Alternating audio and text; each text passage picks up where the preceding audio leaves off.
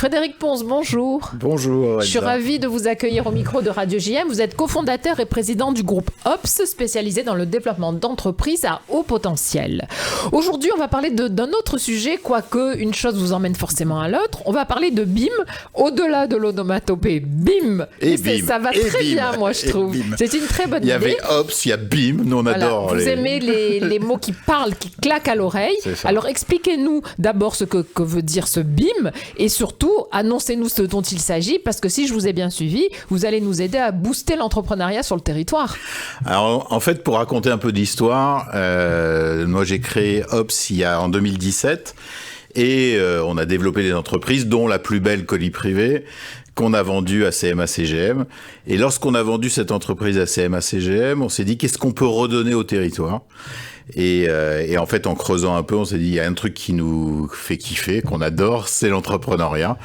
On a racheté et créé une vingtaine de boîtes en quelques années. C'est vrai que moi, je suis tombé dedans il n'y a pas si longtemps que ça, il y a 12 ans.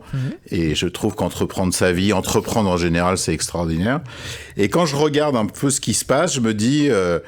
le monde a changé. Moi, de mon temps, 50% des jeunes voulaient être fonctionnaires pour avoir la sécurité de l'emploi, etc. Notre temps, Elsa, parce qu'on a à peu près le même. Et aujourd'hui, 50% des jeunes veulent être entrepreneurs.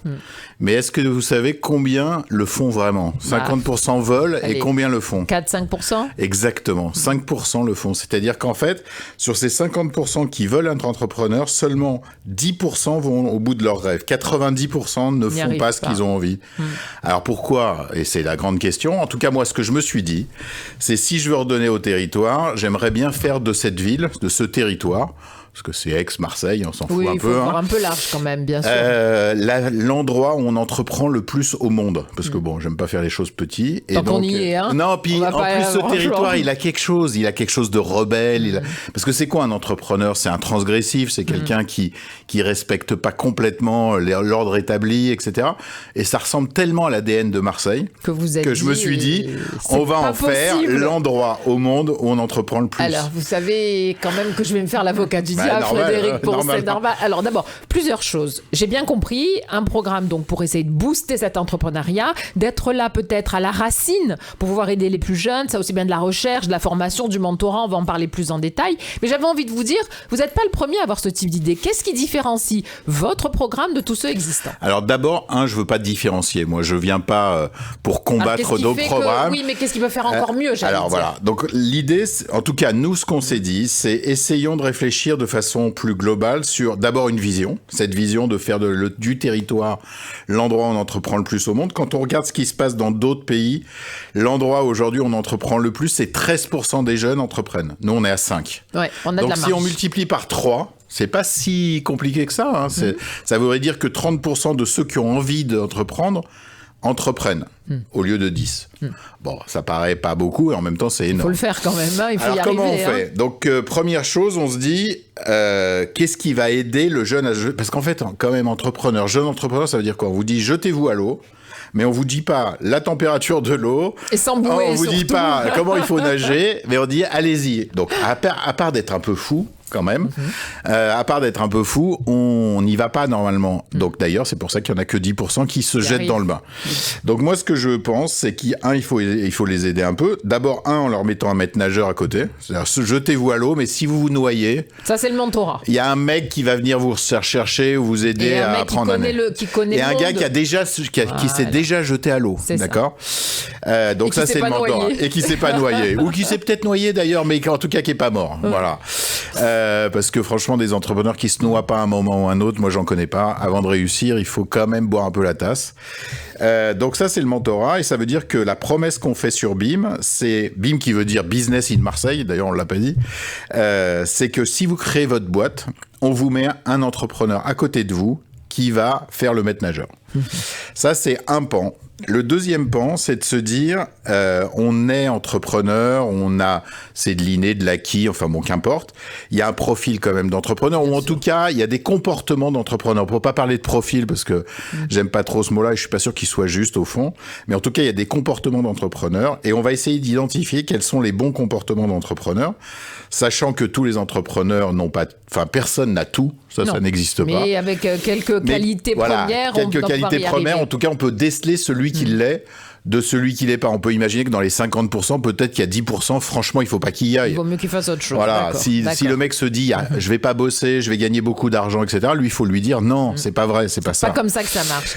Donc on va le sélectionner, entre guillemets, pas sélectionner, mais on va essayer d'orienter ceux qui sont faits pour ça. En fait, vous allez les identifier, voilà, et vous allez essayer de les guider, mais pour ça, il a fallu aussi que vous ayez une terre fertile. C'est pour ça que vous avez décidé de vous associer aussi. Exactement. Ça, c'est très important. C'est très très important. J'ai pas voulu le faire seul. Parce que je crois à ce qu'on est plus intelligent à plusieurs que tout seul.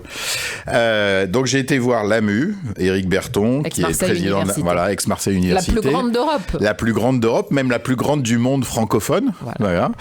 Je crois qu'il y a 180 000 étudiants. Vous imaginez si 50% de ceux-là veulent être entrepreneurs, c'est du délire. Il y a de quoi faire. Et c'est complètement fou. Parce que au fond, quelqu'un qui fait des études de droit, s'il crée son cabinet d'avocat, il est entrepreneur. Un gars qui fait des études de médecine, s'il crée son cabinet médical, il est entrepreneur. À 360 degrés, moi je cherche pas de ceux qui font une école de commerce. Pas du tout. Et d'ailleurs, je cherche pas à faire des startups ou des licornes ou je sais pas quoi. Je cherche à faire que les gars créent leur boîte, surtout s'ils réussissent, ils créent des emplois et que même s'ils en créent 3, 4, 5, 10, c'est super. Voilà. Donc moi je veux un max d'entrepreneurs. Voilà, je veux pas que des gros dans les entrepreneurs. Donc je vais voir l'AMU. Éric Berton trouve ça génial. Il me met 2 mecs super qui sont Pierre Dantin et Charlie Barla, qui sont 2 mecs extraordinaires, qui sont très impliqués. Et d'ailleurs l'AMU a déjà lancé une chaire de la légitimité entrepreneuriale. Ça se sait pas beaucoup, mais il travaille depuis des années sur qu'est-ce qui fait la légitimité d'une entreprise, d'un entrepreneur. Donc ça, c'est le premier truc, l'AMU. Le deuxième, c'est Cage. Hobbs Group, parce que c'est moi qui ai lancé l'idée, donc effectivement, j'ai impliqué mon entreprise, mon groupe dedans. Mais il y a Cage aussi, parce que Cage est la plus grande école de commerce en nombre d'étudiants. Je dis pas que c'est la meilleure, HEC est peut-être mieux. Mais en tout cas, Cage, c'est chez nous. Il y a un nombre d'étudiants énorme. Et donc là aussi, Jean-Daniel Bernier, tous les gens de Cage, ils ont adoré aussi. Absolument. Donc on est parti à 3. Là, il y a l'épopée qui viennent nous rejoindre parce qu'ils ont un vrai savoir-faire dans l'inclusion et donc l'insertion, bien sûr. L'insertion. Et donc on est 4. Hobbs, l'AMU, Cage et l'épopée. C'est ça votre originalité. Ça, c'est les fondateurs. Mais c'est ça votre originalité, Frédéric, parce que rarement on a vu acteurs publics et acteurs privés se mélanger. Et c'est ça que Alors c'est pas simple, parce J'ai que pas dit que c'était simple, mais c'est faire travailler des gens qui ont un fonctionnement différent, mais c'est aussi ce qui est super intéressant. Et ce qui est super dans cette aventure, c'est que 100% des gens à qui on en a parlé adore cette vision de dire on va faire de Marseille la ville des entrepreneurs. Vous êtes dans un bon timing aussi. Marseille a quand même le vent en poupe en ce moment. C'est vrai que politiquement, ça résonne bien, quoi. Ça résonne bien. Mais franchement, je l'ai pas fait pour ça, Elsa. Je m'en fous. Mais oui, mais ça donne. Je suis content parce que ça donne un élan. Et une visibilité à ce territoire. Je suis d'accord. Évidemment, peut-être des gens qui n'auraient pas osé entreprendre ici parce qu'on a le plan Marseille en grand, parce qu'il y a France 23. Tout ça fait quand même de nous un bon territoire. C'est vrai. Et à terme, si on peut rêver, ce serait de dire un gars qui est à Paris, à Lyon ou à Toulouse se disent je viens à Marseille pour entreprendre là parce que c'est la terre fertile pour réussir. Ça, ce serait génial. Mais déjà, on va se concentrer sur nos Marseillais. Absolument. Parce que si on se dit que 180 000 étudiants à l'AMU, 50% veulent être entrepreneurs, ça fait 90 000 mecs quand même. Ça fait beaucoup de monde. Mais où il va falloir les trouver. Et c'est pour ça que je suis là aujourd'hui. Alors, mon idée, c'est que je fais un appel. Je fais un appel au peuple. Comment on fait pour trouver les mentors? Quel est le profil idéal du bon mentor? Alors, d'abord, juste pour terminer sur le profil des entrepreneurs, on va faire un peu comme du matching, c'est de dire voilà, on sait qu'un profil des entrepreneurs c'est telle qualité, tel comportement, tel truc, et du coup si tu rentres là-dedans, tu rentreras jamais dans tout, mais en tout cas tu vas dire, on va dire non, ou même à 50 ou même à 60. Et là, moi je vais faire jouer un truc que vous connaissez peut-être pas, Elsa, mais c'est le matching entre deux personnes comme sur Mythique, comme vous parlez de l'entrepreneur et du mentor? Non, il faut que ça matche ensemble. Deux entrepreneurs. En fait, je voudrais faire des binômes entrepreneurs pour faire qu'ils soient encore plus forts qu'un entrepreneur. Sur des projets comparables? L'entrepreneur un peu augmenté, quoi, comme on parle sur maintenant. Des projets complémentaires? Non. En fait, moi, je parle même pas de projet à ce stade. Je parle de personnalité, de comportement. Donc, si, par exemple, si je prends mon exemple, moi, je suis plutôt intuitif, créatif, commerçant, etc. Et fonceur. Mon associé est fonceur, quand même. Mon associé est plutôt quelqu'un de très cartésien, analytique, gestionnaire, etc. Et franchement, ensemble, on fonctionne à merveille. Je pense que ça nous a boosté tous les deux pour faire ce qu'on a fait. Et donc, si on pouvait trouver effectivement pour chaque entrepreneur son binôme, et on va les laisser faire, on va juste leur donner une orientation de matching. Ça serait l'idéal. Comment vous allez faire? Vous allez créer une appli où ils vont se mettre et ils vont voir s'ils ont des points. Exactement. On va faire des matchings, un Tinder entrepreneuriat.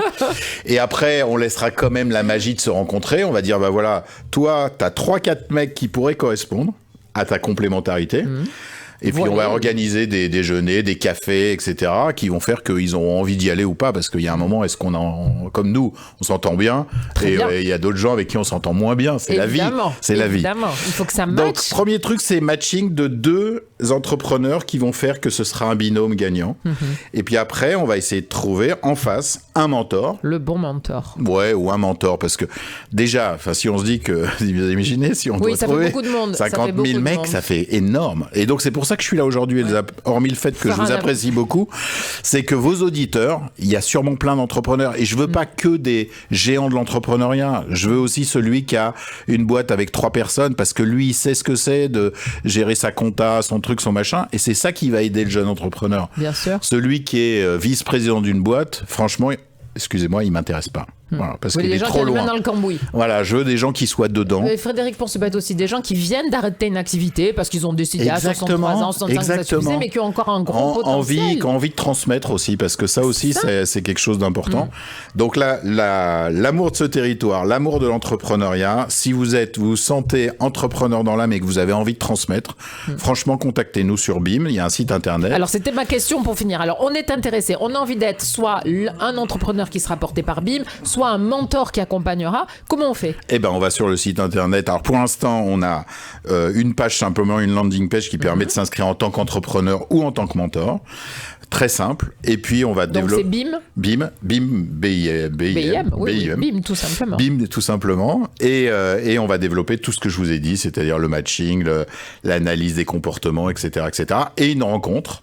Donc, on va lancer BIM officiellement le 6 avril au Phare de l'entrepreneuriat, dont vous serez présente, je crois. Avec grand plaisir. Et du coup, on se fera un petit déj, justement, pour que les gens puissent se rencontrer, se sentir et avoir envie de partager cette aventure ensemble. Absolument. Et BIM, voilà. Et BIM, c'est vraiment le mot, j'aime beaucoup, ça sonne comme il faut. J'ai lu il n'y a pas longtemps, Frédéric Pons, un interview qui vous était consacré, et vous disiez que vous vouliez surtout en finir avec les idées préconçues et tenter de modifier les mentalités tricolores, le tout dans un objectif de compétitivité de la France. J'ai dit ça, moi? Oui. Eh ben, qu'est-ce qu'elle est belle, cette phrase. C'est bien. Ouais. Qu'est-ce que vous vouliez dire? Vous vouliez dire qu'en fait, il faut sortir des chemins qu'on connaît trop, de toutes les idées qu'on nous a déjà données, de la façon dont on a de faire jusqu'à présent. Il faut tout bousculer?